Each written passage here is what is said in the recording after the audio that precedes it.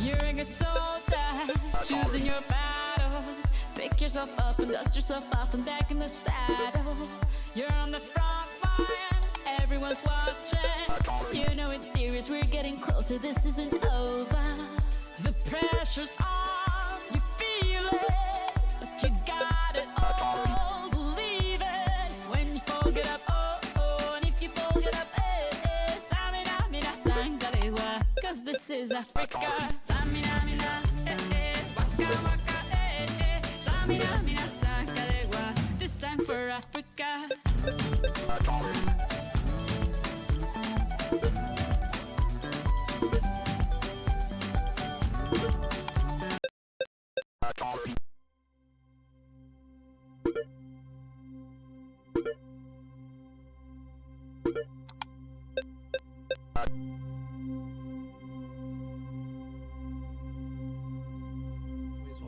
Alright, there we go. That's much better. I'm gonna turn off. I think my background music is wrong. We're not gonna have any background music today because we're gonna be looking at things. We'll be reacting to trailers. We don't need any background music. A little high. I wish, but yeah. Hello. I don't really have a lot to say. This is probably gonna be a pretty long stream, question mark. Obviously it depends. But we're gonna be reacting to a bunch of trailers. It's been a while since I've reacted to literally anything at all. And so thank you. Yeah, no, I haven't reacted to anything in a long time. I haven't done anything in a long time. I've been working on getting things ready. But enough about me. This is not about me. This is about the trailer. So we're gonna go ahead and we're gonna watch. I got a bunch on my. You see here, I got a lot on my watch list. So first thing we're gonna start with, I will start with the Wicked for Good trailer, the official first trailer. I'm gonna start with this because it's the oldest one, and I was supposed to watch it back when I was supposed to watch the Superman trailer. I mean, the Superman movie's coming out Friday, so reacting to a trailer might not do a whole lot, but whatever. Let's watch the Wicked trailer. I did like the first movie. I wasn't familiar with the overall film, movie, or play rather. I knew it was a Broadway play going into it. I know a few people didn't. It was really good, I thought. And I know that a lot of people who are Broadway fans often say that the biggest problem with Wicked is that it drops in the second act. That the first act is really good, and then the second act sort of drops off. And I think that it's interesting to split a movie into two parts, and the middle part that you're splitting it in is the part in which the fans say suck. You know, it doesn't make a lot of sense. Especially when the sucky part of the overall experience of the play is going to be the entire second movie. Like, you don't have anything to add to it. Like, you know what I mean? I think it's an interesting choice, but I know that they did allegedly add a lot of stuff into the film that wasn't necessarily in the Broadway play, or, you know, just kind of added enough to maybe flesh out the story. So maybe they'll do the same thing for the second half, and then it'll be super fleshed out and everybody will love it. Who's to say? I mean, we're going to say, right?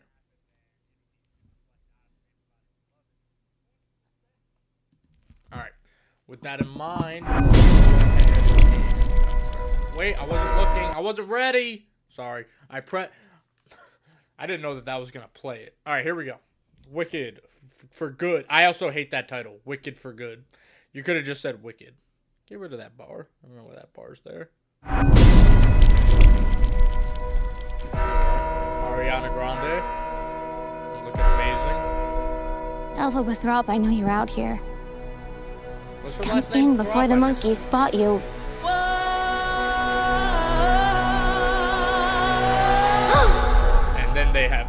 alien There's sex. no going back. This is between us, the wizard, and I. That's okay. That's such like a. That feels like a racist caricature.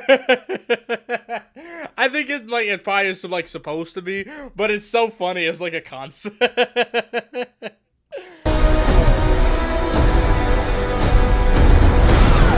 The Wicked Witch can't elude us forever. Not with Prince Fiero and his squadron hot on her trail. He was a prince. With Prince Fiero. Was he a prince? I don't remember. Maybe I wasn't paying that much attention. I remember being a prince. I thought he was just like some rich kid. He's also part of the Lollipop Guild. And his squadron hot on her trail. No good deed goes unpunished. That's my creed. The wonderful Wizard of Oz. The yellow bricks from the road. No one believed in you more than I did. Didn't you say that in the first Elphaba, one? Maybe I'm misreading. they're coming Maybe I'm for you. misremembering. I've heard it said that people come into our lives for a reason. The Emerald City. Wait, what does that say? I hope you get what your heart desires, Glinda. Is it? Oh, is that like a play? Oh, is that like a? It's a billfold. Because there was a play, right? There was a play that they saw in which Eliza Minnelli and the original Glinda, that was like their cameo, so I guess you put it in there. I know I'm who I am today because I knew And they were gay! Sorry. Think of what we could do together. Like a comet pull. Okay, that's something that I didn't know. I figured that the whole second half of the movie was going to be them not being together, so it'll be kind of interesting. Again, I don't know anything about the second half, so I assumed that because it's based on a play, like after the first half, we kind of see them go their separate ways. So it'll be interesting to see them having scenes together in, I mean, what's basically like a forbidden love in the sense of like they're supposed to hate each other, right?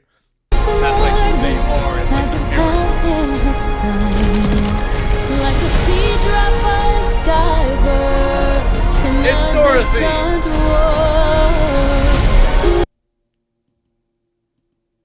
Okay, so I thought this is the most replayed because either I don't. It may be because of Dorothy, but I replayed it because I'm like, she's dancing with the wizard and Galinda.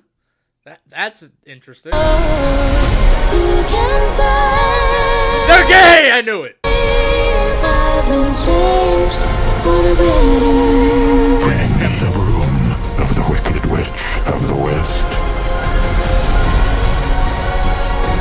For a while there, I thought you changed. Holy I have changed. It's time. For both of us. To fly! real quick. Time. For both of us. That was very homosexual. To fly! Because I knew you. You're the only friend I ever had. Because I knew you. And I've had so many friends. I have been changed for good. But only one that mattered.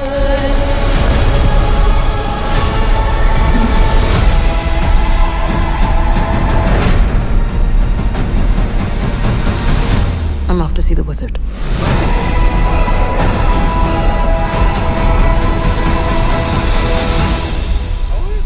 So, I think it's interesting. I will say, the one thing that I'm mostly curious about is how the monkeys are going to be under her command, right? Because that's like what we know from the Wizard of Oz. Like, she controls the monkeys, but like it was very clear on the end of the movie that the monkeys work for the wizard and the other lady. So I'm curious on how she switches that. Also, why is my bar there? I don't know.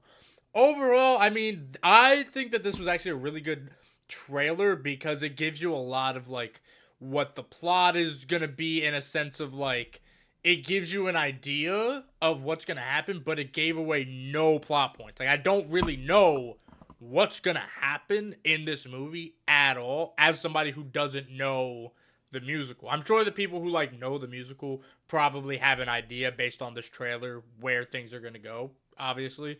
But like there are certain things like this scene with Tin Man Guy and the Wicked Witch of the West, right? Like we get sort of like maybe he flips on her or he flips on the wizard or whatever.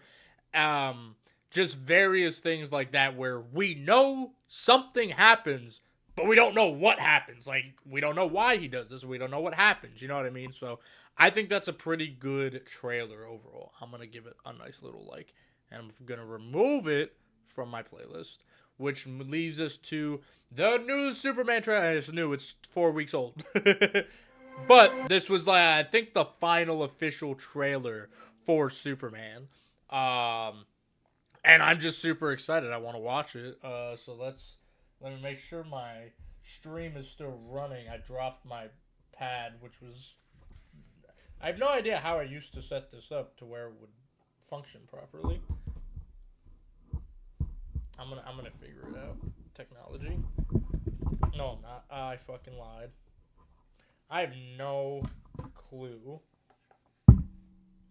Maybe like that. I don't know. Works enough. Okay. Let me just make sure that everything is good before we get started. Oh shit, it's super fucking echoey. I hope it wasn't echoey during the reaction.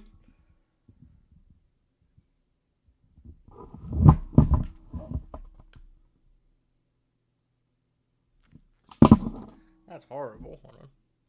I want to see, is that because of me or is that because of something else?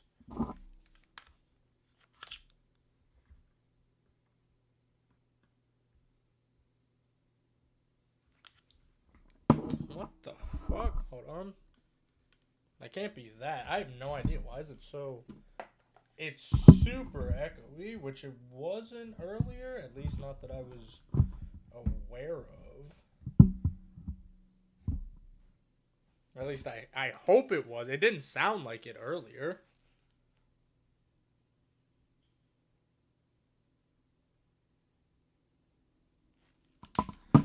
Brother, I have no clue why.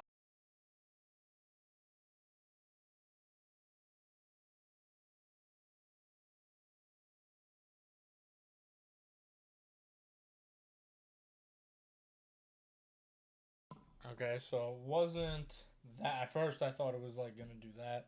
I want to see if maybe my mic is picking up my stream, my VOD that I'm watching for you guys.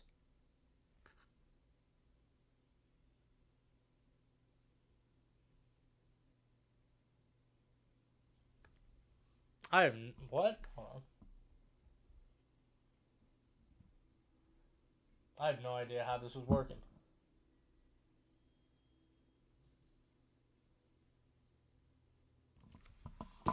I've broken my own brain.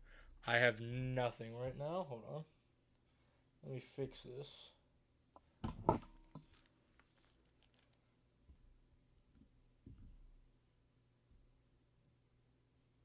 Okay, maybe I did fix it. Maybe. Question mark, question mark, question mark.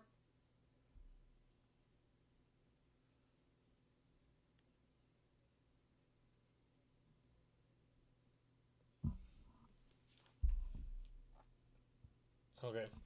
I'm going to be under the assumption that everything is fixed.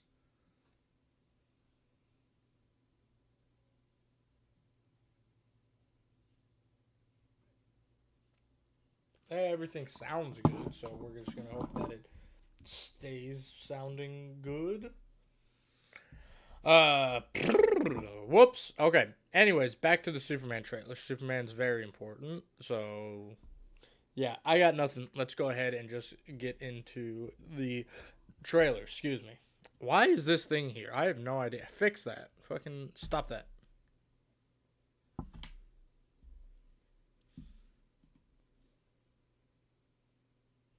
I hate this and I don't know why it's doing that. And I don't know how to fix it. Remove.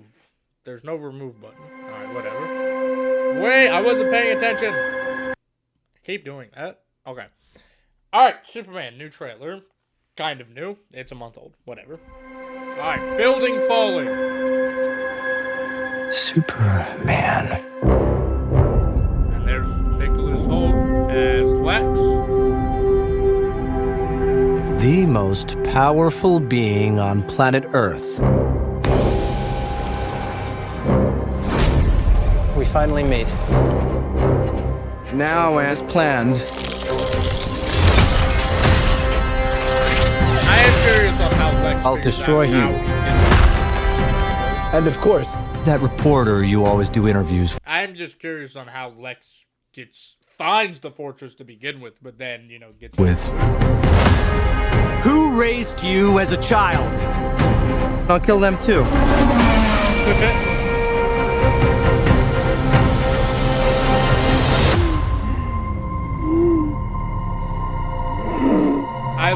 I like that in this trailer we're getting a different perspective, because the other trailers have kind of been like the general vibe of the movie, but this trailer, at least for this first minute, is very much from the perspective of Lex Luthor, right? Like, we're seeing who the bad guy of this movie is, you know what I mean?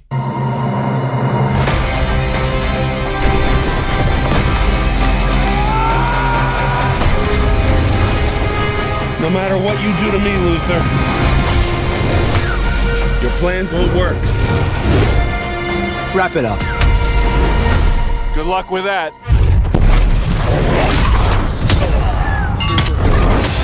Super great. Fantastic. Make a move, Big Blue. I didn't know that. I just want to look at this scene again. So it's Green Lantern. Green Lantern's like probably got a bubble around them, I guess. But I'm curious on if he'll fight the Justice Gang, 'cause that's what they're called. That'll be interesting. Big Blue. I would like that at the point. There's also a lot of destruction, I want to point out. I wonder if it'll be touched on in the movie. Because, like, here, like, that, like, there's, well, no, there's a lot of, there's a lot, right? That's a lot of destruction. Make a move, Big Blue. Bam! And there's fucking, the little baby. Buckle up! Still, we don't know who Ultraman is. We haven't gotten a good shot of him. I mean, we've gotten little things like that, so we can see he's got, like, hair or whatever, but... They chose him. Let them die.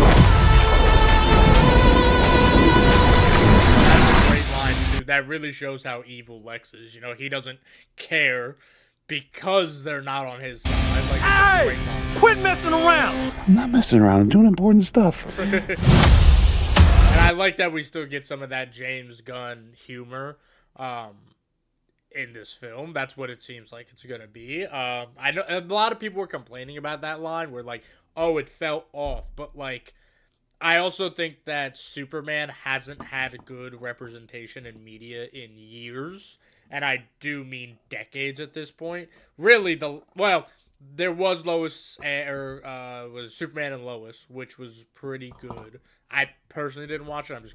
Other people said it was pretty good, allegedly.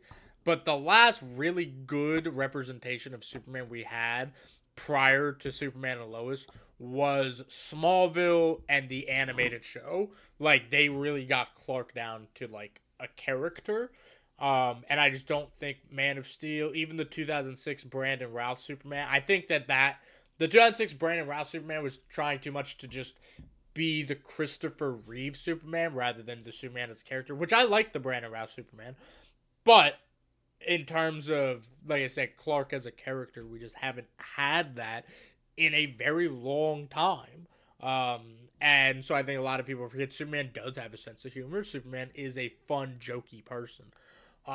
he's hopeful, right? He's a country farm boy, but then that's like his whole thing. He's like a hopeful guy. So to me, that doesn't feel out of place at all.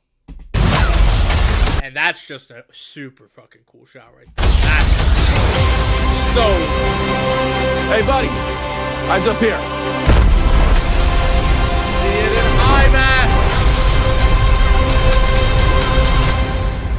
Beautiful. Fucking beautiful. And of course, I will obviously be seeing that because it looks amazing. Let's see. Was there any more Superman? I don't think so. Yep. All right, so next, now that we're done with Superman, we're going to go for the Fantastic Four. We have 2 looks at the Fantastic Four. We have the final trailer. Well, we have the first official trailer. I think I watched the first official trailer. Did I? Maybe I did. Famous. Actually, I don't think I did watch the first official. Maybe I did. We'll find out. I know I watched one of the Fantastic Four trailers. I don't know if I watched the first official one. Okay. Sorry, I got paranoid. All right, here we go. Around the world, let's see. please welcome the Fantastic Four. Mr. Fantastic.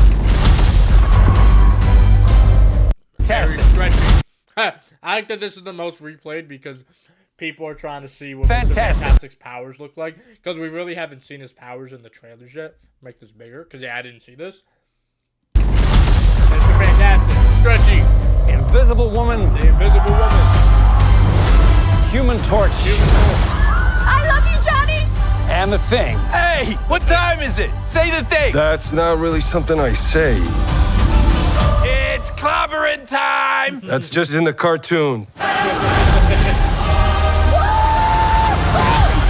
Never late for Sunday dinner. Let's eat. Hey, what time is it? It's dinner time. Get inside. It's not dinner time now. We got death and destruction, I baby. herald his beginning. I herald your end. I herald. The boar on the shoe is so funny. Ooh. Galactus. Hold on, I want to look at that. I want to look at that Galactus real quick. Galactus. What is that? Why did it get smaller? I didn't want it to do that. Okay. Oof, that looks so cool. Super cool. Much better than a big cloud. Galactus. What is that? Get us out of here, Ben. Hold on!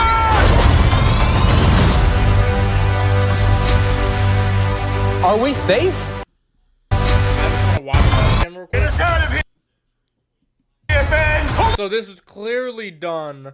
So this particular scene, obviously, right there already, the Fantastic Four. It looks like Johnny's probably knocked out here. So I'm assuming they went up to Galactus' ship to confront him and didn't go with the plan. Hold on! And then they run away from the ship. So this is their little baby ship. This is Galactus' ship, probably, right? So do we think that this picture, this image right here, this frame, do we think that they've spoiled the end of the movie on purpose because it could be, we don't know? Or do we think that this is just like in the middle of the movie, they see Galactus and they run away? Or maybe they like go to another planet. Because like, look at all these rocks here, right? They could be a planet, but they also could be planet Earth, right? Like this could be the final shot. Because we do know that in the Thunderbolts, the post-credit scene for the Thunderbolts, right, was the Fantastic Four ship going from their universe to our universe. So we know that the Fantastic Four is going to lose at the end of the film. The question is, again, how possible is it that this is, we're currently watching them lose, that this is Galactus' ship, this is pieces of Earth, and then they, because this is the same ship. This is the same ship at the end of the Thunderbolts. It's possible, right? It would be a fun twist because we don't really know what's happening in this particular scene. So it's possible, is all I'm saying. Are we safe? I don't know. There's little The baby. clock is ticking. Oh, look at the little baby. We are going to find a solution. We are going to make it right. You don't want to just crush him? I like that. Fantastic. The four of us will face the danger. We will protect you. Family. It's about connecting to something bigger than yourself. We'll face it together. Little baby. As a family. I love the score. I love the score with the chorus. The score is really good. Which is so crazy because they're literally saying What time is it, Ben? Doesn't No. make any sense. What time is it, Ben? No, Johnny. Say it! I don't wanna! Say it! So obviously, right, we know that they're teasing up most replayed. I like that. Wait, I thought this was the most replayed. Make up your mind. What's the most replayed? But yeah, so obviously they're teasing Ben saying it's clobbering time because that's part of the cartoon, right? That's part of the brand. And I actually wrote something about this on Twitter because somebody had mentioned that of somebody was like, we're still doing that thing where we're like, oh, the thing from the comic books is cringy and stupid and I don't do it. It's less of that and less of who the Fantastic Four are as people, right? Because very clearly, the film is going with the Mark Waid run from the early 2000s in which they really hammer on the fact that Reed feels bad for fucking over his friends, right? Because that's what he did, right? Reed ruined all of their lives because, I mean, I'm sure I'll put up the panel for, like, the post of this, but, like, in the book, he's like, at worst case scenario, when we came back from Earth, we'd be like freaks or test subjects, right? We would be experimented on to figure out what exactly happened to us.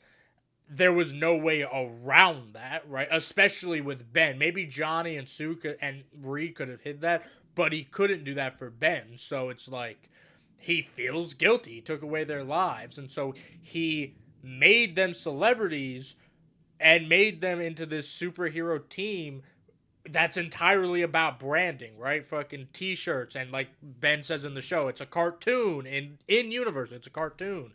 They have the Fantastic Car, and it's so silly and goofy, and, you know, it's on purpose. That way they could avoid being freaks and also experimented on.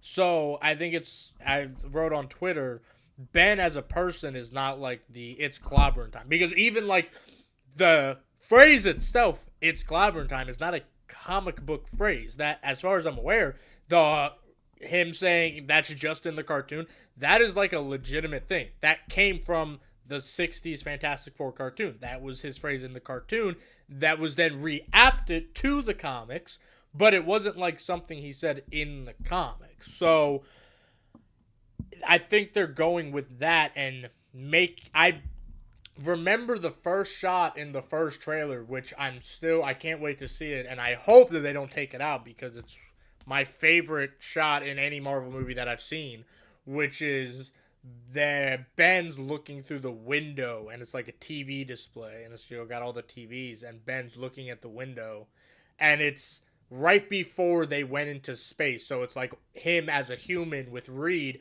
and then the TV turns off, so it cuts to black, and it's him as the Thing. And I really hope, because I do think that that's something that the 2005 Fantastic Four movie did okay. Obviously could have been better. It was 2005, but like just the whole moral conflict or, you know, internal struggle that Ben has of being the Thing. You know what I mean? And I think that this movie's really going to go through it, and him being what is unfortunately the mascot of the team, right? As much as that sucks, he kind of has to do it, you know? So I can see the whole movie Johnny kind of teasing him about saying the Thing, as like we saw look like, you know, that New Yorker guy did. But I think that we're going to get a lot of internal struggle in this movie if the first trailer is anything like the rest of the movie. Because the first trailer, like I said, we saw that internal struggle with the Thing visually. Their monologue in the first trailer was Reed And they do keep showing this one shot of them being like, you know, Mr. Fantastic, are you going to save us? And he straight up goes, I don't know. And then, so we have that kind of internal struggle. We'll probably have an internal struggle with, like, Sue being a mom, right? And then, like, obviously having the baby, having Franklin, but then at the same time, like, what do, you know, when the world's at stake? Do you risk your life for the world or your baby? So we'll have that. I don't know if Johnny will have an internal conflict. I think that's something we'll have to wait.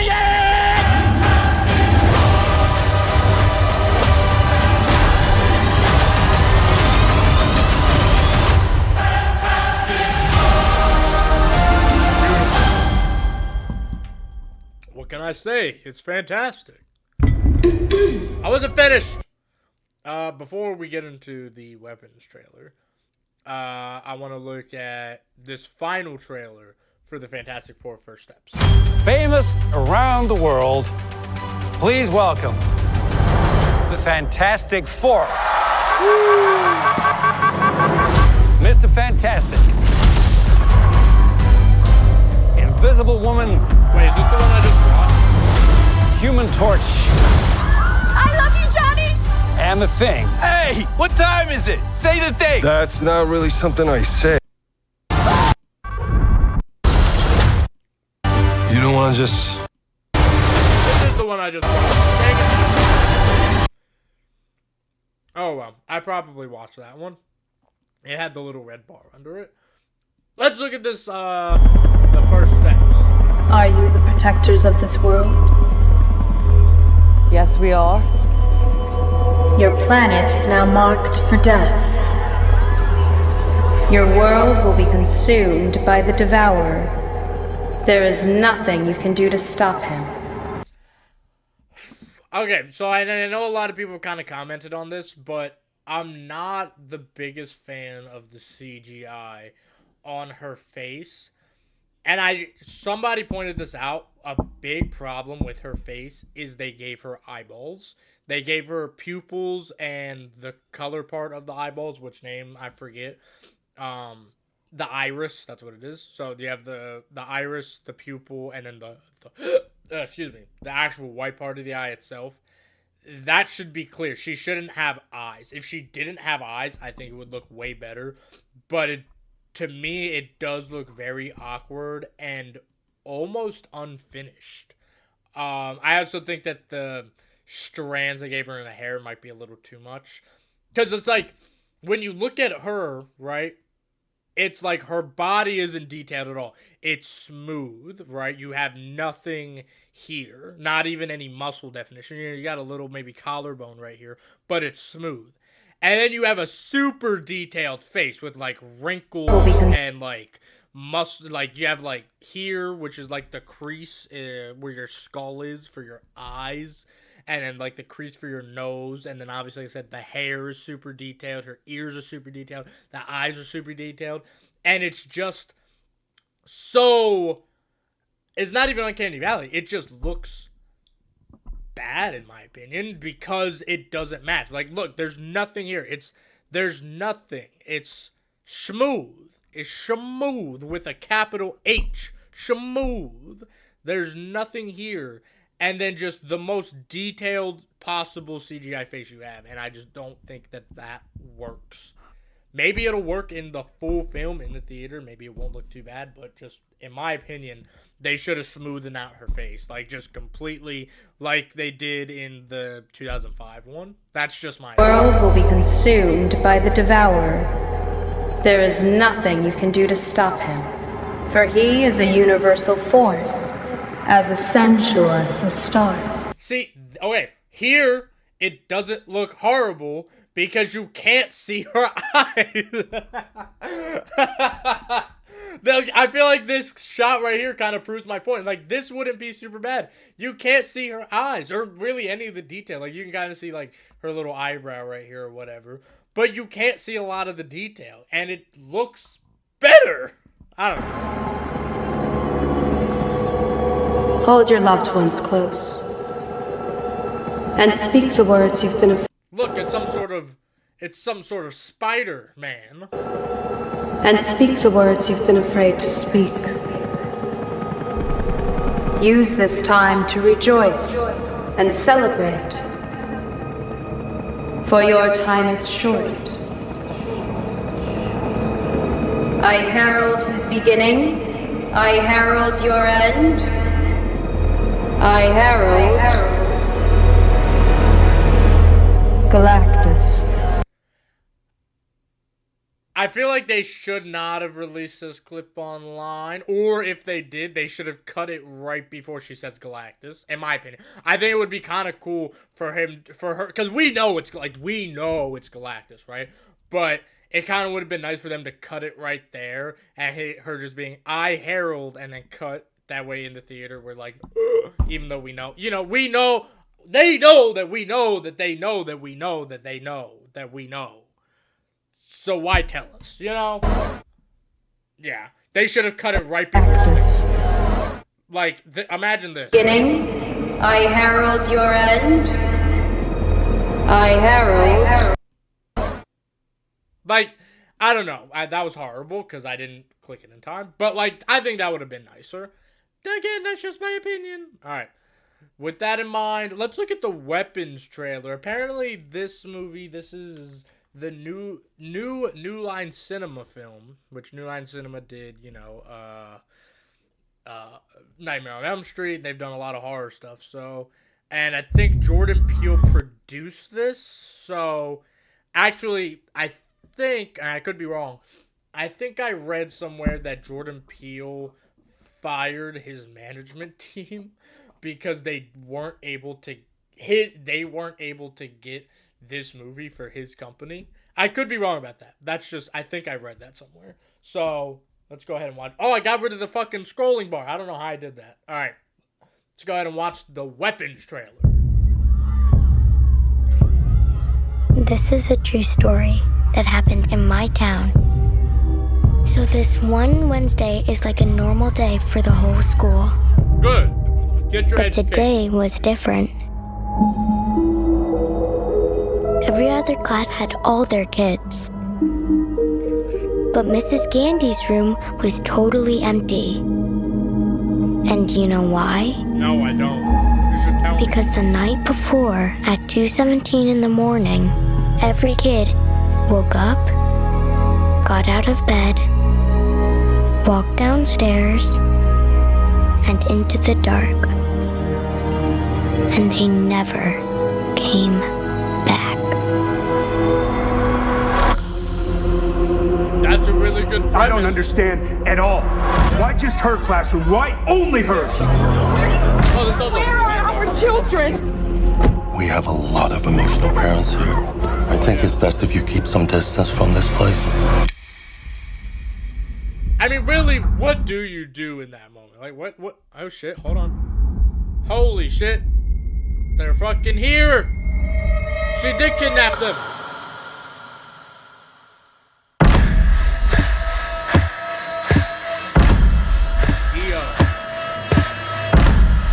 Matthew, where are you?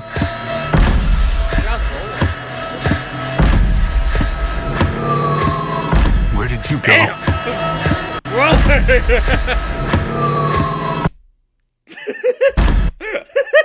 sorry, it just looks so goofy. Where did you go? From that perspective.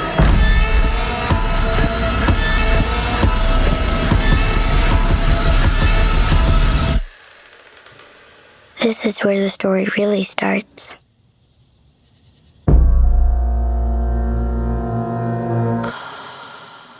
Fantastic.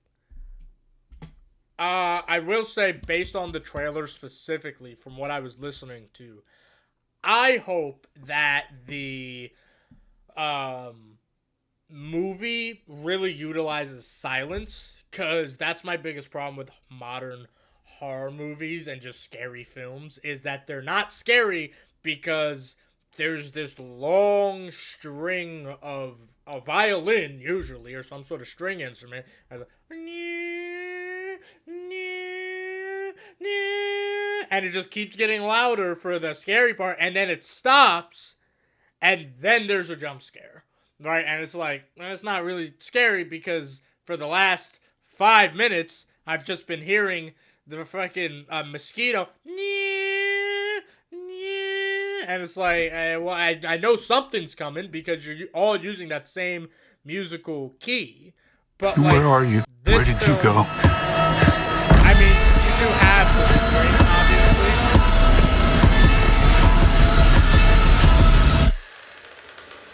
obviously. This is where the story really starts. But I hope that it's quiet like that for more of the film. Because it was quiet pretty much for a good portion of the film. So I just hope it stays that way. You know what I mean? Alright, watch the second trailer. She kidnapped the children. I just want to say how very sorry I am for... She should be locked up until she tells us what happened. The truth is that I want an answer just as bad as all of you. We're talking about 17 kids in one classroom. I want to know what happened in that classroom. Why just her classroom? Why only her? They're our children. I love those kids. This is a true story that happened right here in my town. A lot of people die in a lot of really weird ways in this story, but you're not going to find it in the news. Those kids walked out of those homes. No one pulled them out. No one forced them. What do you see that I don't? Show me. Where did you go? There's something very, very wrong going on. She cursed that. Okay.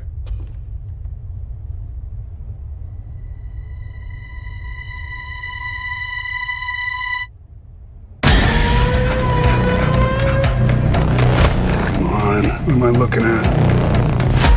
Leave the investigating to the investigators.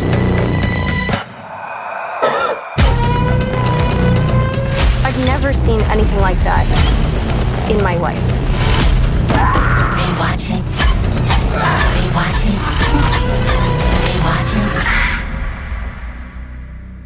So it does seem to be some sort of like zombie movie, right? Rewatching. I'm fine with that shit. Yeah, it seems like some sort of zombie movie, and again, like I was saying earlier about the what trailer? About the Wicked trailer, right?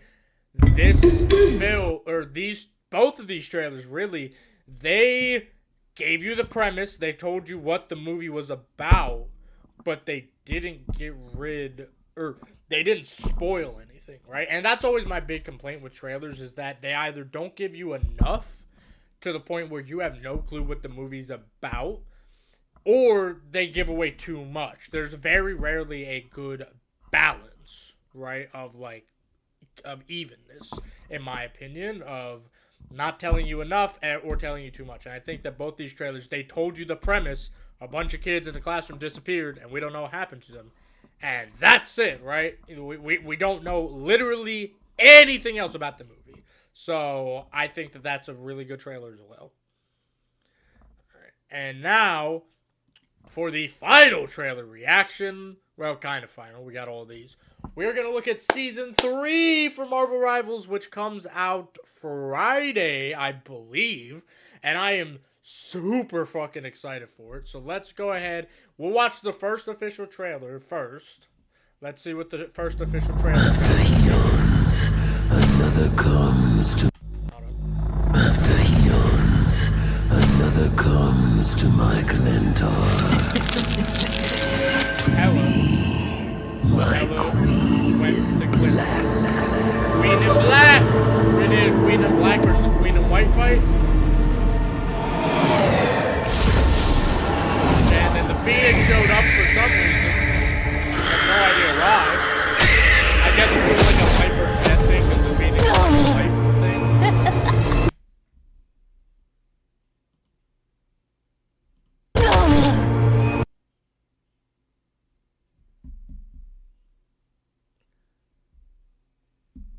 I'm not going to let my intrusive thoughts win.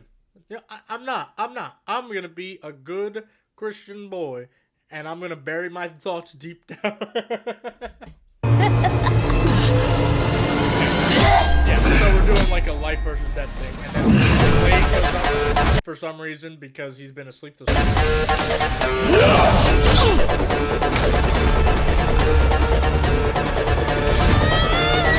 love it when they do the two.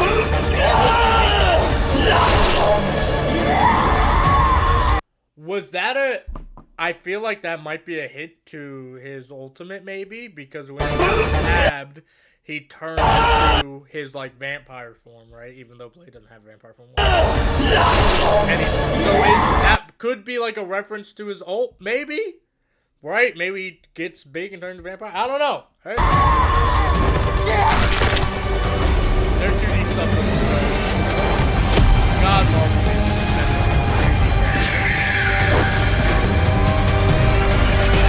And they gave Phoenix, they gave the Phoenix the stand. They gave Jean Grey a stand.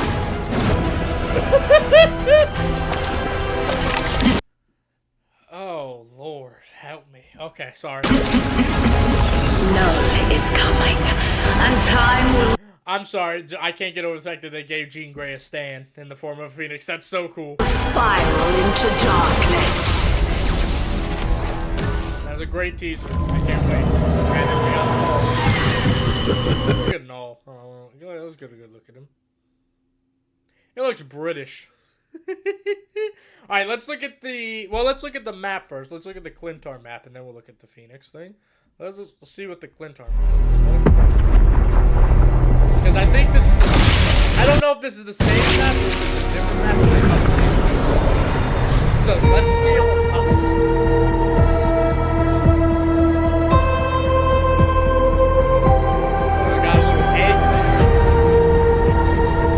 This is a new map completely, I think. This is a brand new map. No, this is the same.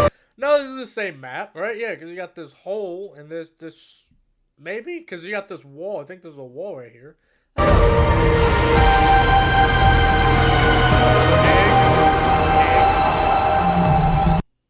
Whose hand is that? Is that Galactus or a Celestial? Looks like Galactus because it's really mechanical. We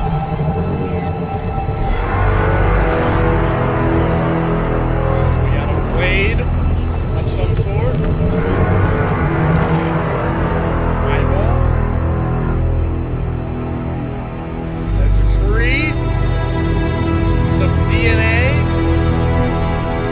What are we DNAing? Maybe we have to get an egg somewhere. It's clearly I mean, okay, based on this, it's clearly a pushing map, right? Because these things are probably gonna come off, and then you gotta move this to somewhere, right?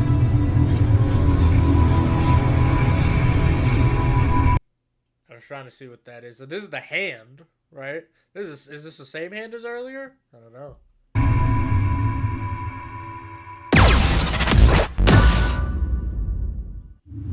Oh, wait! Woo! Yep, July 11th, just a few days. 2 days, actually. Alright, now let's look at the Phoenix. I haven't seen anything about the Phoenix yet. I've been avoiding it. I just know she has a stand. So let's look at the stand thing for Phoenix. Ignite the battle! Do it! The Phoenix. I feel like they should have called her Jean Grey because, like, the Phoenix is the stand, right? Like, this is the Phoenix. This is Jean Grey. I feel like they should have changed that. Behold my cosmic light. Sorry, I can't get over. It's literally a stand.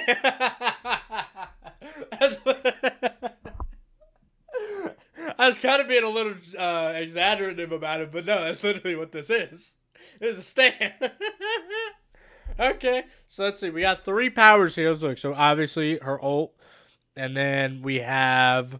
I'm trying to see if I can figure out what are the pictures. Maybe this could be potentially a hover. This might be some sort of disappearing thing, and then this. I can't even tell what that's supposed to be. She's got 12 bullets. Let's see.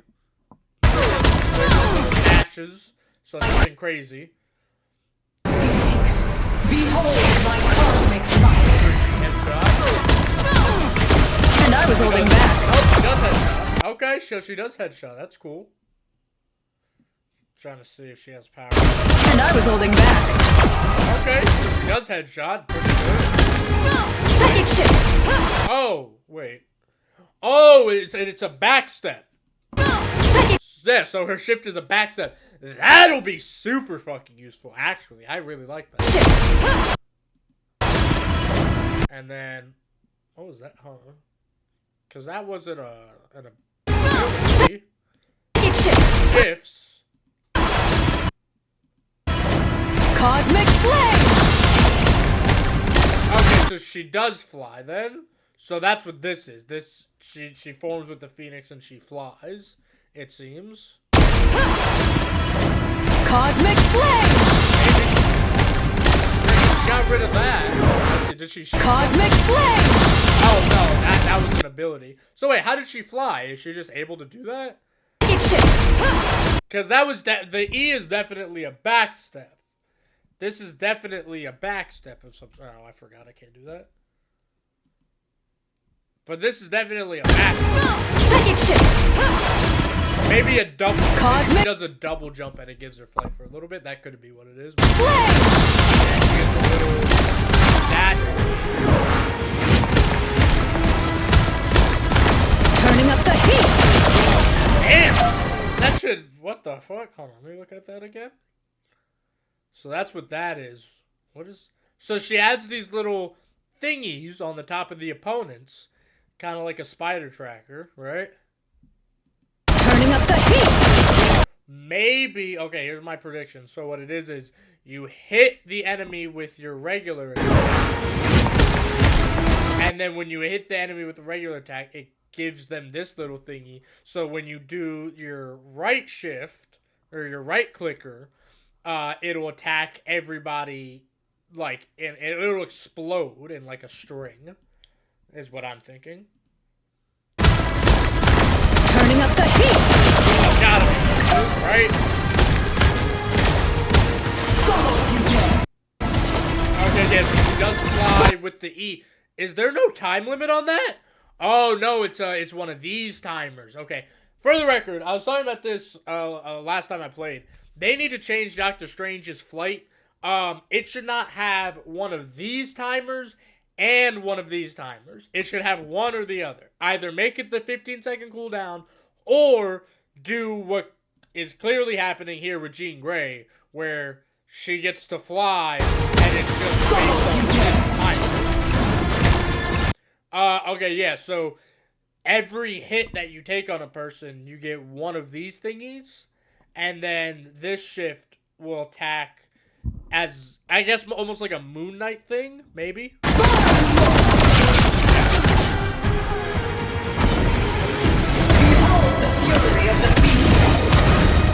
I will say for Jean Grey as a character, it is a little upsetting that they're just going with the Phoenix abilities. They didn't do anything Jean Grey ability-wise. They just went straight.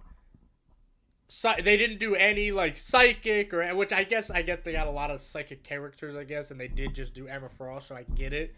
But still, you do something other than the Phoenix. She doesn't even use the Phoenix that often, unless maybe, I don't know, maybe I haven't read an X-Men comic in a while. Maybe she does. Maybe she uses her as a thing.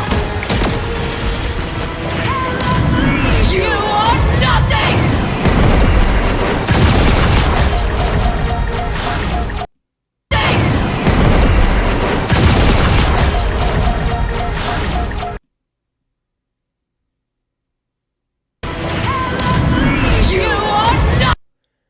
So she does it at the same time as Hela. I don't know if that's story-wise, if they're doing that because of the story, or if they're doing that because she just knocks Hela out of the sky. So you get 20 seconds, and you fly, and you land on the ground and make a big-ass explosion, it seems? So it's like a homing beam. Or not a homing beam. It's a bomb, right? It's a nuke. You literally just nuke the playing field. Also, I'm hearing a lot of beeps right here. You are nothing! Oh, no, okay. Okay, they kind of cheated with that a little bit to make it sound more powerful than it is. You just get rid of a lot of the rocket, like, you get rid of the penny and the rocket thingy. I feel like they cheated with that a little bit. To make it sound more powerful. Like, you get rid of rockets like Beacon and stuff. You get rid of, like, 3 rockets. Or, like, the mines or whatever. That's cheating. You can't do that. Make it sound way more powerful than it was. Nothing!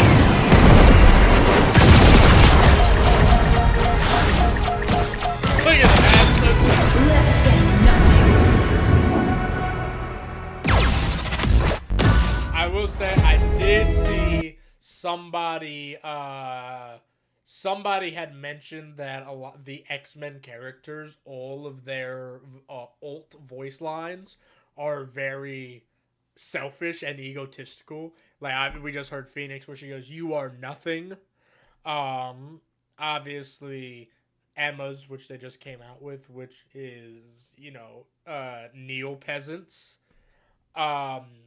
So it does seem like there's Magneto's, right, is Fear Magneto. So they do have a lot of egotistical voice lines, which is interesting. It's funny. It's like a funny theme that they're going. I do hope that they keep it, because I think it's funny. But, alright, let's go. Alright, this is the not the trailer, but this is the dev vision. Let's see. Do they have, I want to read the stuff. I like to read the let's go search up Marvel Rivals real quick. Oh shit. I can't type. Marvel Rivals.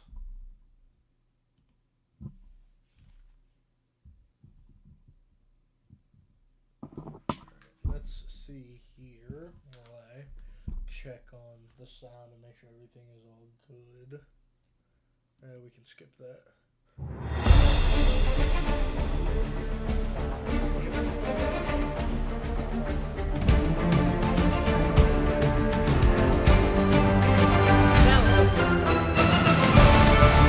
Wow, that is fucking loud. Alright, we're not gonna look quite yet. Alright, I hope that y'all could hear me over the fucking other stuff, but alright. Let's go ahead and see what the devs have to say. 16 minutes, so I'm going to try to pause it as less as I could. As less as I can. But let's go. 16 minutes, let's see what we got.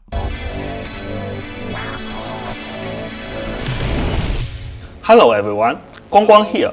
An all-new era is about to begin in Marvel Rivals, as we will now be launching a new season every 2 months. Woo! Get ready for more heroes and villains, brand new team-up abilities. With that said, I've noticed a lot of people have said this, and I do agree. If they're doing a new season every 2 months, and they're introducing a new hero every month, Marvel does have the characters for that. I've seen a lot of people say they might run out of characters or whatever. They're not going to run out of characters by any means. Marvel has way too large of a roster for that. However, I fucking pad dropped. Okay. However, they are going to need to increase the amount of bans for the competitive side of things. Just because we're going to get to so many metas that are just way too powerful. Like, I know a lot of people are already saying, like, it's already impossible right now because you have to decide Wolverine's an instant ban if you want your tanks to survive, but Storm is also an instant ban. However, Phoenix looks crazy. Hela is still crazy. Hawkeye's still crazy. I know in the lower ranks, especially for myself, you get, a decent Iron Fist, Scarlet Witch. They're stupid annoying, right? And that's not even considering, a character like Penny, who is really good on, like, point holding ones, right? So it's gonna be very interesting in the future to see. I think that at some point they will have to introduce more bans rather. It's just a matter of when. I think they're going to. It's just a matter of when. And how much will the community complain before they do it?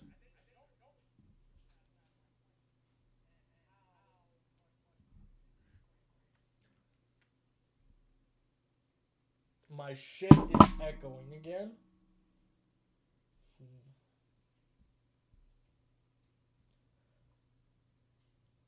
Okay. Did I finish the echoing for whatever reason? That was stupid. I don't know why I did that. I hope it worked.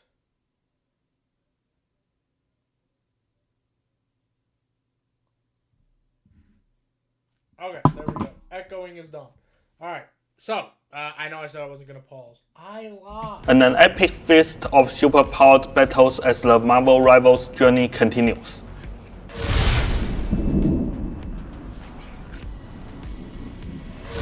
Back in Season 0, the Guardians of Galaxy's first expedition to Linktr did not result in Now's destruction.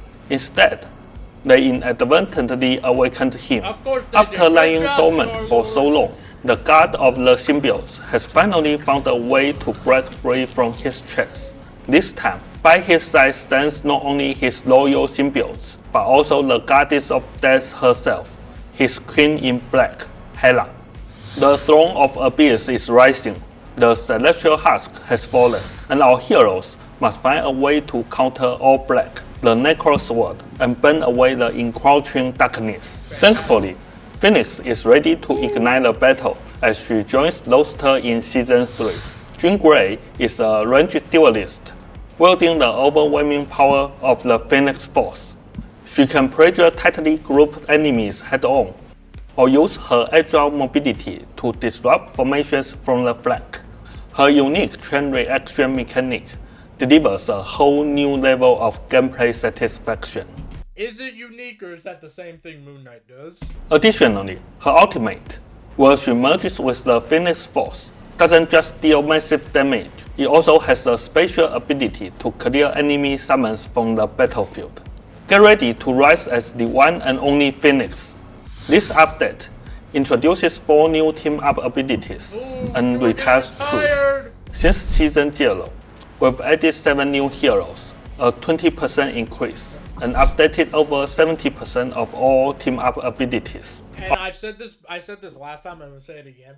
I really truly believe that this is going to be one of the biggest things that keeps Rivals entertaining and involved in like the community and stuff, or just yes, they can add as many new heroes as they want, but the team-ups and the various things that you can do, creating different combos and combinations and stuff, I think that is going to be something that keeps the community engaged for the long haul. Our goal is to continually deliver fresh, exciting experiences and fulfill every player's superhero dreams. We hope you enjoy the thrill of Marvel Rivals. With this in mind, we plan to release a brand new competitive mode in the later half of Season 3.5. Stay tuned for more details. And that's not all.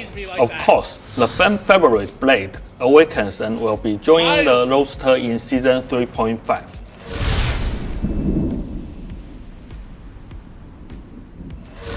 For Season 3, we're keeping the Battle Pass at 10 costumes, with pricing unchanged.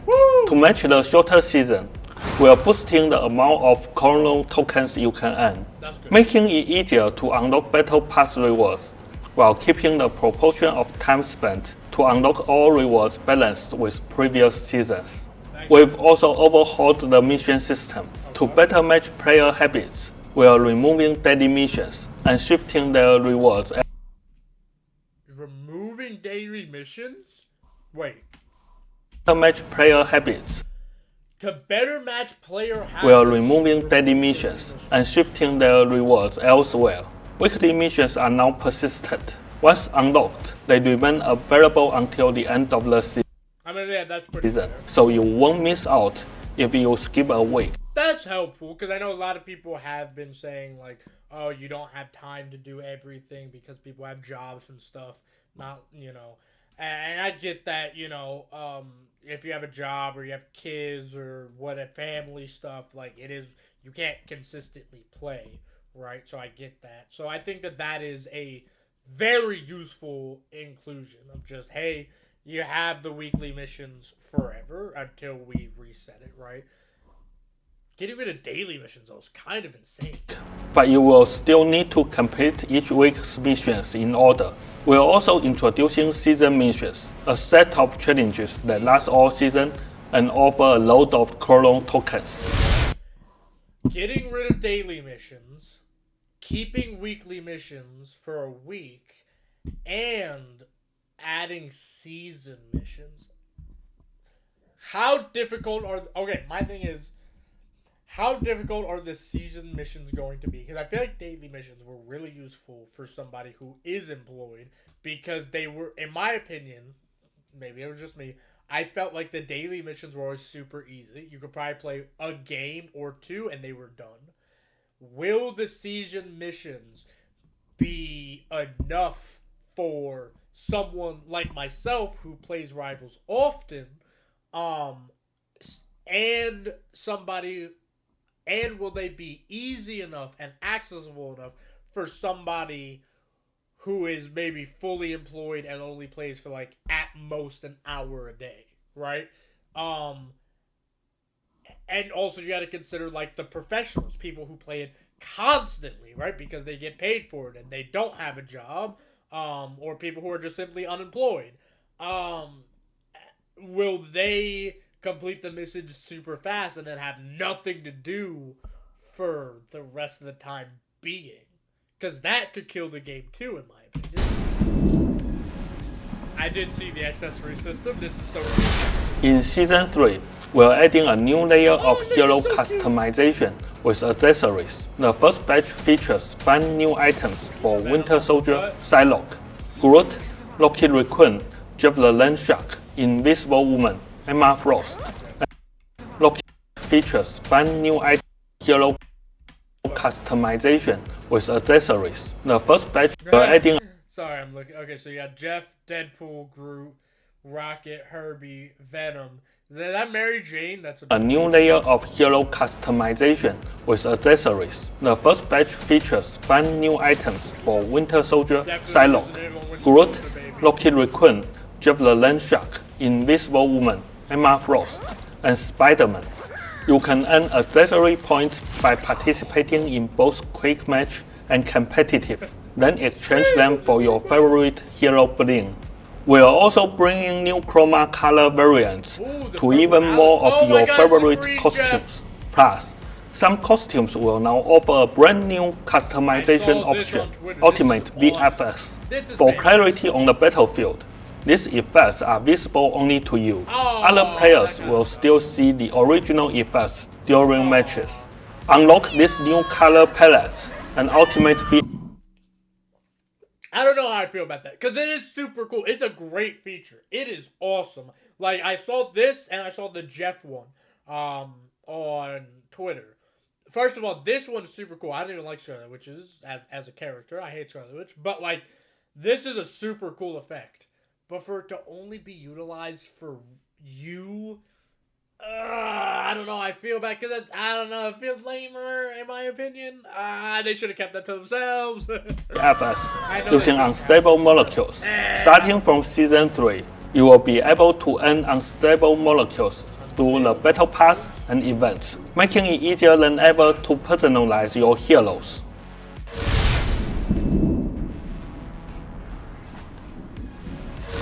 We've heard your feedback. From Season 3 onward, you can mix and match MVP animations, use any costume, and equip any MVP from any other costume of the same hero.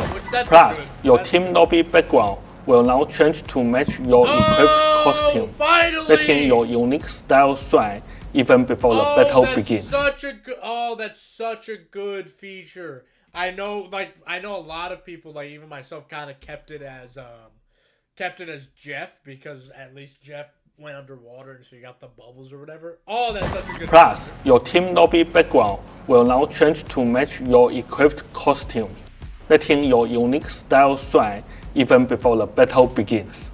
In Season 3, we've optimized the gallery system by merging serials and special editions into one. We've also added a new cinematics page that features cutscenes from all maps, allowing lore enthusiasts to enjoy the narrative at any time.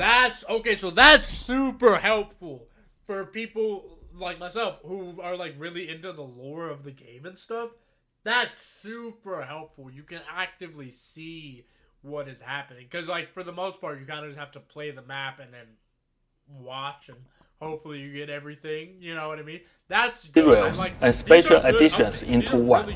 We've also added a new cinematics page that features cutscenes from all maps, allowing lore enthusiasts to enjoy the narrative at any time.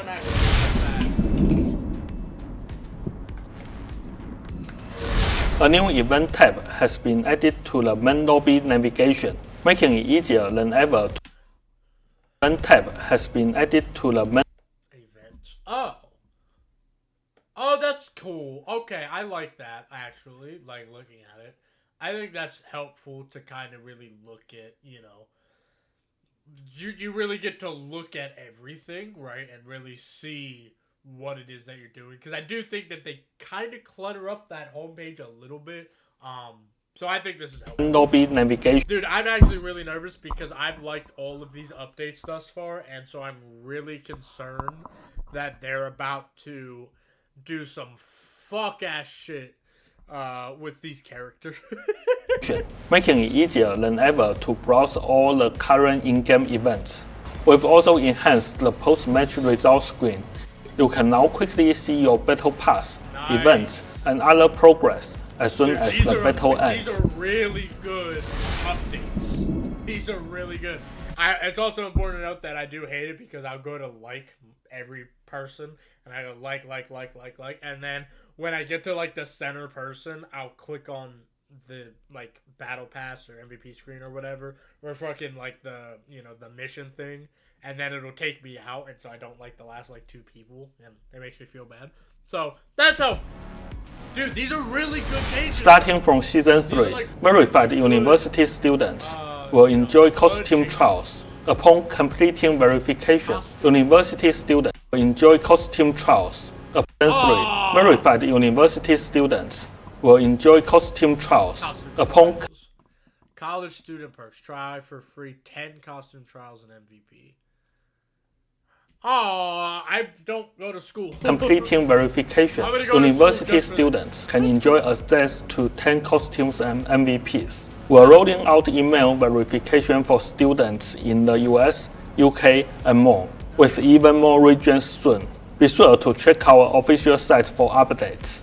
If your university can be verified using your school email, let our support team know, and they will work to add that university to the list. That's cool. That's useful, I think. The new update supports the latest Discord SDK. Once you reconnect your Discord account, you will be able to chat with Discord friends directly in-game. You can also stay connected with your Marvel Rivals friends via Discord even when you are offline. We are making it easier than ever to connect with your squad, both in and out of the game. They keep doing all this good shit out the gate. By the time we get to Season 10, they're gonna have nothing. Since launch, we've noticed that many players using NVIDIA graphics cards have experienced GPU crashes. Updating your NVIDIA drivers to version 576.80 or later will significantly reduce these issues. They said, stop complaining. Go update your broke computer.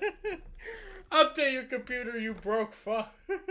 To the Season 3 update, the new client will no longer support replay playback from Season 2.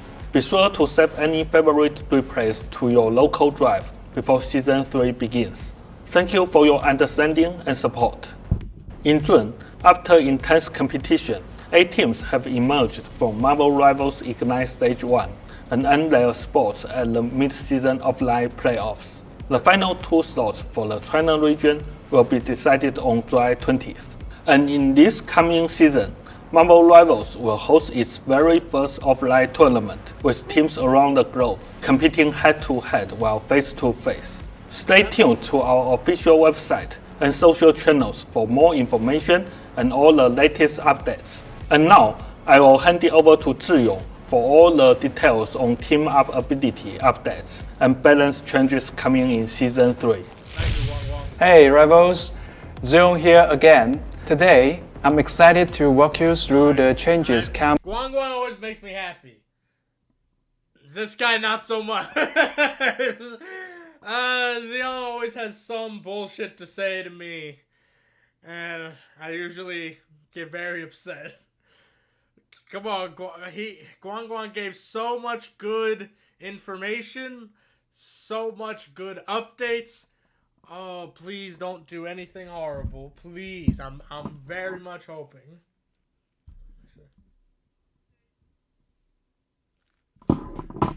To team up abilities and balance adjustments in Season 3.0.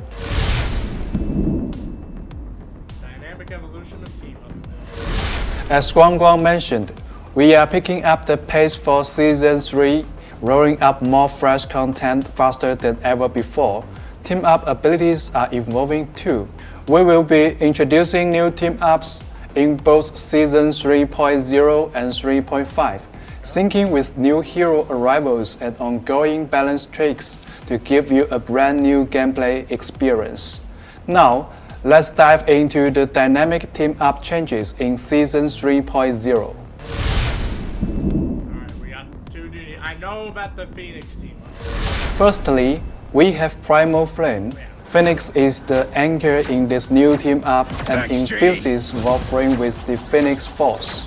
When Wolverine unleashes his Pharaoh Leap, the Phoenix Force activates, burning nearby enemies over time and adding lifesteal to Wolverine is never seeing the light of day ever again, bro.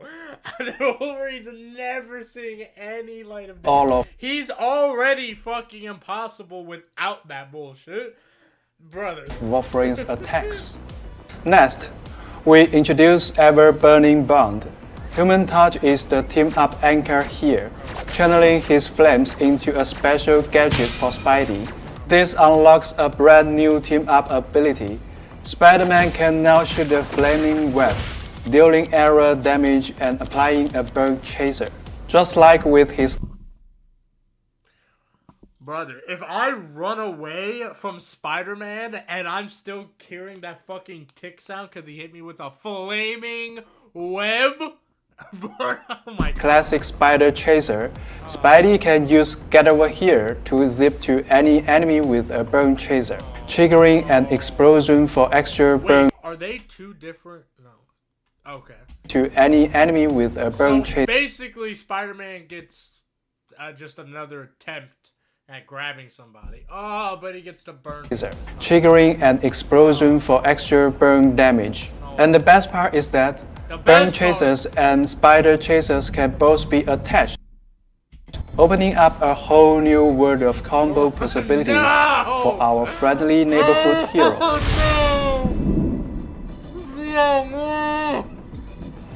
Both Storming Ignition and ESU alumnus will be retired from play. I saw that earlier. It is interesting that they got rid of the Storming Ignition so quickly, though, because that just came out in Season 2.5. So that team up lasted less than a season. And I will say that I have noticed that team up actually got used a lot less. Even the same thing with the Sharknado. Like, that doesn't get utilized that often. Maybe it does in, like, higher elo lobbies, because I know Storm is one of the best players. But, yeah, no, it's just really shocking to get rid of that team up for literally half a season. Hela will be joining the Symbiote shenanigans for a darker touch. Now, Symbiotes have fused into Hela's Soul Drainer. Oh, fuck! Touch. Now, Symbiotes have fused into Hela. Oh, I hope. For a darker touch. Now, Symbiotes have fused into Hela's Soul. Oh my God. Drainer Hell Sphere when it triggers. In addition to the original effect, Symbiotes tend to slash out at enemies, linking them together and slowing their movement as they are dragged toward the impact point. I mean, Hela's still stupid. They have not done anything to fix Hela at all. Hela and Hawkeye have somehow gone untouched since season fucking 0. Squirrel Girl joins the Stark. Squirrel Girl? Oh no. Oh, I saw this. I saw this on Twitter. Protocol tag team up. Iron Man gives her a nano tag gun, letting her command one of her squirrels to run the globe. Thanks to its boosters, letting her command one. Brother! Oh my god! Team up. She already doesn't have to aim! That's her whole kit! And she doesn't aim! Gives her. What is that? Look at the distance! Look at the distance! It's so up and to the left. It is further up and to the left than I was inside of your mother last night. Oh my god! A nanotech gauntlet, letting her command one of her squirrels to run. I'm going to... People wonder why I ban Squirrel. I always ban Squirrel Girl as my #1 ban. And especially, specifically my lower ELO lobbies, and people always get mad because they're like, oh, you should ban Spider-Man, you should ban whoever else. I don't have a problem with Spider-Man. I can kill a Spider-Man. Once Spider-Man finishes up his combo, it's game over, right? All you have to do is kind of block one part of his combo, because he has to hit you with all 3 hits in a row. Fucking, you can't do anything with Squirrel Girl. Gives her this is so stupid. So stupid. A nanotech gauntlet, letting her command one of her squirrels to ride the globe. Thanks to its boosters, the squirrel homes in toward an enemy and explodes on impact, dealing damage. But don't worry, the adorable squirrel bails out before the blast. Boo! That's even worse! I wanted to hear that Squirrel Girl was sacrificing her friends. As Season 2.5 winds down, we can see that the arrival of Ultron, the era strategist, brought a fresh twist to the battlefield. First, the new triple strategist comp, with Ultron joining traditional double strategist teams, proved highly competitive this season. Ultron's formidable damage output lets him rain destruction on the enemy backline from above, maintaining relentless pressure. Season. What? I somehow reset the video. Attached, opening up a whole new world of touch as they are dragged. Iron Man, the squirrel, the adorable squirrel, see that battlefield. First, teams prove highly competitive this season. Ultron's formidable damage output lets him rain destruction on the enemy backline from above, maintaining relentless pressure. With his drones, I really hope that they mention something about changing how the MVP works, because since Ultron and Jeff are strategists, their kills count more. So, despite the fact that Ultron is definitely a DPS with 1 healing ability, because he is a strategist, he basically always gets MVP, because all he has to do is play like a DPS and then just put his drone on somebody. Providing automatic healing, he can swiftly power up his ultimate ability, opening the door to even more tactical maneuvers for his team. His drones also make Ultron a perfect partner for other era duelists. Lineups centered around Ultron plus Iron Man or Human Torch excel at long-range poke, while Ultron plus Storm forms a formidable support center core comp, both striding in this season's meta. Next, after the Season 2.5 balance adjustments, Rockstorm comes, built around 2 hit-scan duelists, either both range or a mid-close range plus ranged, paired with double-shoot vanguards, perform strongly. Wolverine, the nemesis of this comp, made a powerful comeback. While Death heroes faced some nerfs this season, their counters, like Emma Frost's Diamond Form, were also turned down, and the thing hasn't been as dominant. Teams built around Magneto plus Venom or Captain America, with mid-close range or depth duelists, still pose a serious threat to enemy backlines in the hands of skilled players. Beyond this, team-ups like Rocket Network, Jeff Arcane Order, etc. That fucking stuff! Please get that out of here! Please! Please! Please, Guang, listen to me! Zeong, listen to me! I need you to get that stupid fuck-ass Scarlet Witch team up out of here. Cause oh my god, does that shit make no fucking sense? Oh my god, do I fucking hate that particular team up. The Penny and Rocket one, I can kind of get around. If I play as a duelist, I can shoot the fucking things. Team-ups like Rocket Network, Jeff Arcane Order. The Sharknado thing I barely see. This, I see it constantly. And it's so fucking bad. Because it just drains everyone's health for like 15 seconds. It's also long as fuck. It is long. I don't know how long it is. I forget. But it's like 15 seconds. It is long. And it just drains, dude. Like, even as a tank, dude. As a strategist, fucking forget it. But because as a tank, that shit just...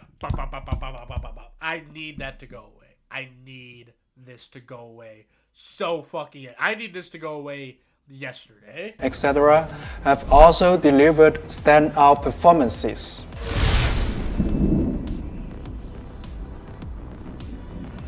Among Vanguards, we will be nerfing Emma first, while buffing Venom and the Thing to diversify choices.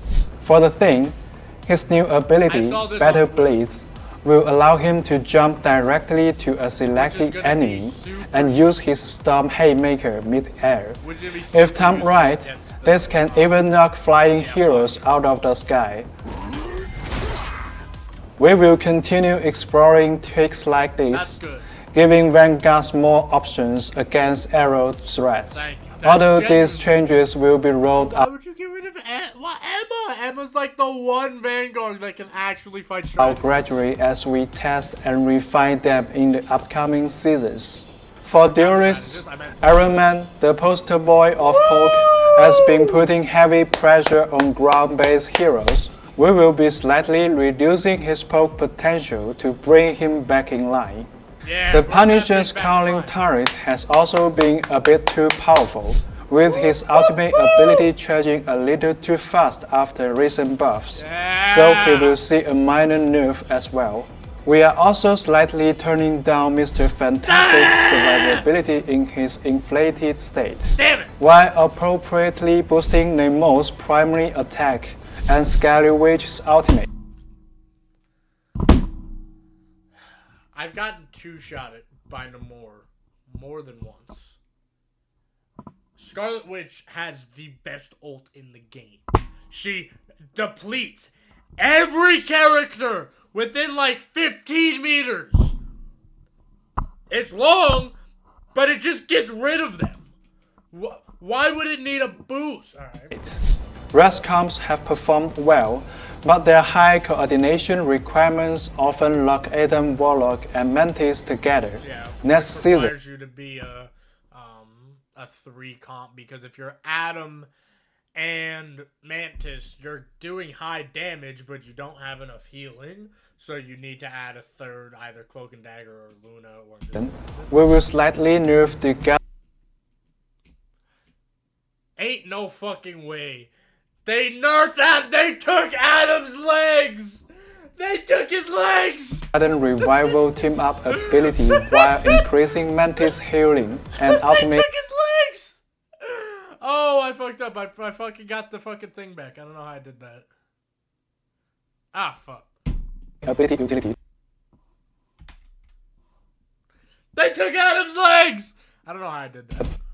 Ability while increasing Mantis healing and ultimate ability utility to give teams more flexibility.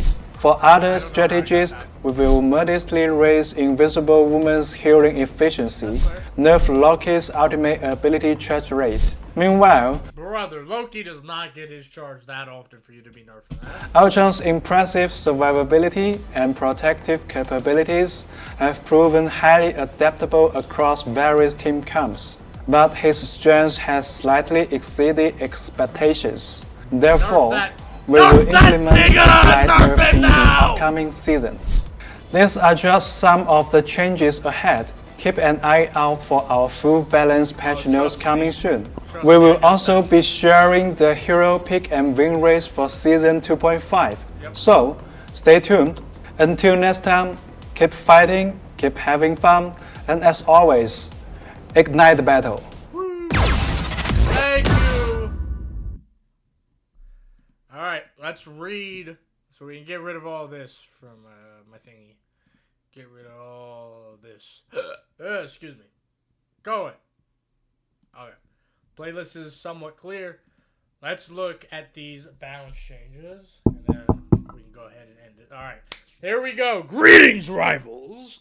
Even heroes need a little fine-tuning. We've zapped, buffed, balanced. Let's see what's changing in Season 3. Adjustments for Vanguard. Emma Frost looks like the White Queen is trading a bit of offense for more glam. Her damage and survivability in Diamond Form taking a slight hit. I saw that one. The Telepathic Pulse. Damage at 99 energy from 120 to 110. Not too bad. 150, 140. Not horrible. Could be worse. From 30 to 25. Again, not horrible. Could be worse. Reduce this energy. Okay, so her ultimate ability goes down from 37 to 34. Not the worst nerf. Did she need a nerf? I don't think so. But not the worst nerf. We're not afraid to say it. It's clobbering time. Because of the movie. That's good. I like that they're in sync like that. That's good. Now with smoother moves and more utility, time for pain with your brothers and sisters in arms. We get the new ability, and then Stonemaker effect, knock down fire enemies. Awesome. Venom's got a stickier grip. Okay. His control after diving is now slightly more terrifying.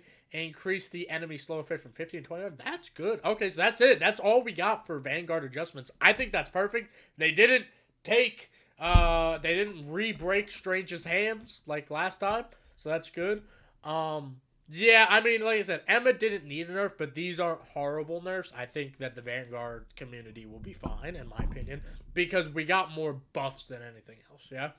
Now, as for the Duelist, Human Torch, Johnny's getting a team up, but a little less fire power to balance things out. Reduce fire cluster damage per projectile from 6.5 to 5.5. That's not bad. Reduce the ultimate ability shockwave from 80 to 70 and fire tornadoes from 120 to 110.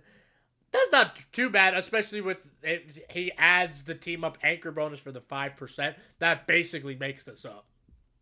Right? Realistically, that basically makes all this up. So, not bad. Tony's slightly powering down with reduced damage output and a longer wait time for his ultimate. Let's fucking go! Increase his ultimate ability from 28 to 34. That's what I want. Oh my god. Reduce the first two Repulsor Blast from 40 to 35. And from 50 to 45 okay, that's not horrible. Still gonna suck, but not horrible. This is awesome though. Fuck yes. Mr. Fantastic and the inflated states bonus up from 400 to 350. Boo! Boo! Kinda sucks. Mr. Fantastic is really good though, so I do understand it. I still think they should change Mr. Fantastic and put him in the Vanguard. But anyways, Namor, from 70 to 75, from 120 to 100. Brother! 120 to 150, brother! Why? That's fine. Namor never sees the light of day anyway. Actually, with the amount of team-ups we have, Namor and Hulk might be getting a lot more screen time, especially in competitive now. Because you either have to ban Namor or you have to ban Wolverine. So, Wanda's ultimate ability reduce the slow rate charge period from 25 to 35. 750 to 850. So basically, Vanguards are done. Vanguards are done, bro. Vanguards are so done. Also, that's a really good buff for Scarlet. That's a stupidly good buff for Scarlet. I hate it. That's a stupidly good buff for Scarlet. Spider-Man! Web Warriors rejoice. He loses the team up for, with Squirrel Girl, but he gains it with Johnny. Get over here, kick damage when pulled to enemies from 50 to 55. 50 to 55. Combo damage from 55 to 60. Stupid, unnecessary. Fuck. Alright. Reduce the turret projectile damage from 20 to 10. Good. Fail field damage from 12 to 10. Good. Increase it from 34 to 37. Good increase. Not the best increase. I think that the biggest thing with the turret, though, is that the turret needs to have a longer cooldown period, in my opinion. Winter Soldier, a little more dangerous, baby! Adjust the damage fall off from 40 from 60. Woo-hoo! And then, obviously, he's getting that stupid fucking... Logan's getting the stupid team up. And then he's increasing the strike duration from 4 to 5 seconds. And its cooldown from 12 to 5... Or from increasing its cooldown from 12 to 15. That's a really... Wolverine's never seen the light of day. Genuinely. Wolverine's never seen the light of day. That's never happening. I need to take a drink of water. Hold on. I can't drink. I missed my mouth. Excuse me. Sorry. Okay. Now for the strategist. Sue's healing is more reliable. Now that's fantastic. Increase from 40 to 50. Good. And damage from 20 to...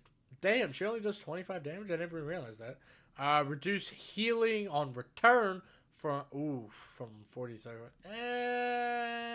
Yeah, well, damage from, I don't know. Does that count as, I mean, her healing is more reliable. Does that count? I don't know. I feel like that balanced itself out. She's basically the same, I think, right?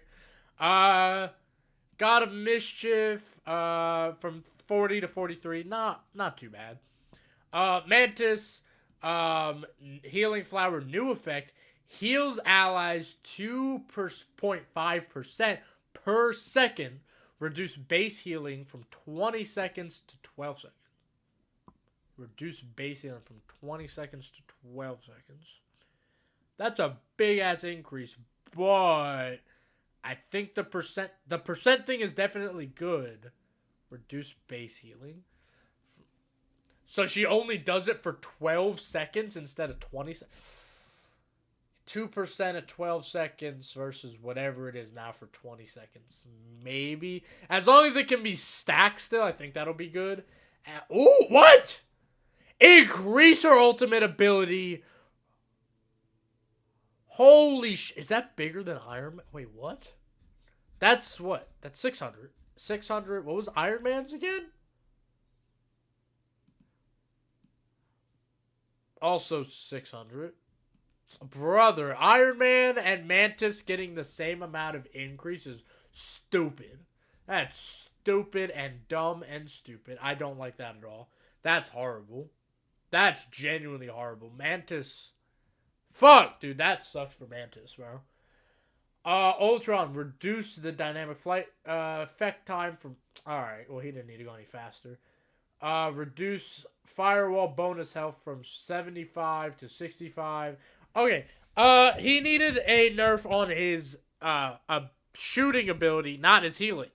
Ultron barely heals. He puts the thing on the person and it stands by them. That's it. Alright, anyways, so we saw this. We kind of saw all this stuff. And then, yeah, so the balance changes. So, increase Leader Soul and Nature Soul ability cool. Damn! That's stupidly long. That is stupid. That's over 2 minutes now. Over 2 minutes for a barely useful fucking team up. And then for Venom and Jeff, and they're obviously adding Hela. Increase bonus health from 50 to 100. Max 10 rolling parry from 3. That's actually really good. That's a super good buff. But brother, we were joking. Where he said remove Adam Warlock's legs. That was a joke. But they did it. They did the thing. Brother. Oh my god, that's fucking hilarious. I keep yelling, which is why my nose is all stuffy. Overall, these are actually really good changes, I think. I don't have a problem with any of these changes. I have a problem with some of these changes, but overall, I think this is good going into Season 3. I don't think they changed anybody crazy bad that didn't need to be changed, and the few that did get crazy big changes kind of needed them, except for, like, I think Mantis. There are characters that do still need to be changed. Obviously, fucking Hawkeye, right? Hawkeye, Hela. Now we can add Ultron to that list, right? As much as I love Mr. Fantastic, yeah, Mr. Fantastic is really fucking powerful, so I get nerfing him a little bit. But yeah, I'm excited for this season. It seems like they took a lot of time and care into really hearing what was suggested, especially when it comes to the HUDs and the different menus, and I'm interested to see how the challenges are going to change. I think that'll be interesting, but overall, I think that this season feels like a good season. Going into it, it feels like everyone will be balanced enough. As long as we keep Wolverine out of the game, everyone will be balanced enough, I think. So we'll see when it comes out in 2 days, and I will, of course, be playing it. I hope to see you there. With that being said, I'm going to end the stream. Thank you guys very much for watching. And if you're watching not on the stream, make sure you go find the stream somewhere. I know it's somewhere. You can find a link. I know you know how to use the internet. And with that, I'm going to end the stream.